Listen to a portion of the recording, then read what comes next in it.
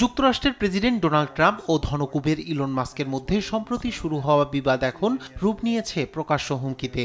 Mask Democrat প্রার্থীদের অর্থায়ন করলে এই পরিণতি ভয়াবহ হবে বলে হুঁশিয়ারি দেন ট্রাম্প। সাক্ষাৎকারে ট্রাম্প সাফ জানান, মাস্কের সঙ্গে সম্পর্ক উন্নয়নে কোনো আগ্রহ নেই তার।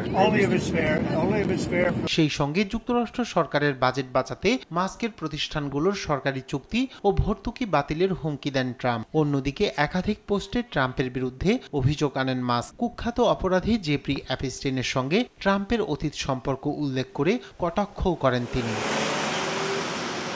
এই দ্বন্দ্বকে কেন্দ্র করে সামাজিক মাধ্যমে মাথাচাড়া দিয়েছে ষড়যন্ত্র তত্ত্ব। একে কেফ্যাব বা সাজানো লড়াইও বলছেন অনেকেই। কিউঅ্যানন ও অন্যান্য ষড়যন্ত্র তত্ত্বে বিশ্বাসীরা বলছেন, ইলন মাস্ক বনাম ট্রাম্পের দ্বন্দ্ব মূলত ডেমোক্রেটদের ফাঁদে ফেলার কৌশল। এই কৌশলে জেফ্রি অ্যাপস্টাইনের গোপন ফাইল প্রকাশের দাবি তুলতে পারেন ডেমোক্রেটরা। তাত্ত্বিকদের মতে মাস্ক ও ট্রাম্পের এই নাটক মঞ্চস্থ করা হচ্ছে মূলত গণমাধ্যম ও ডেমোক্রেটদের বিভ্রান্ত করতে। ইলন মাস্কের সঙ্গে প্রকাশ্য বিরোধের পর প্রেসিডেন্ট ট্রাম্প একাধিক ফোন কলে নিজের ঘনিষ্ঠদের সঙ্গে আলোচনা শুরু করেন এবং পুরো ঘটনার নিয়ন্ত্রণ নেয়ার চেষ্টা চালান তিনি। রায়হান কবির শুভ্র, নিউজ ডেস্ক, দেশ টিভি।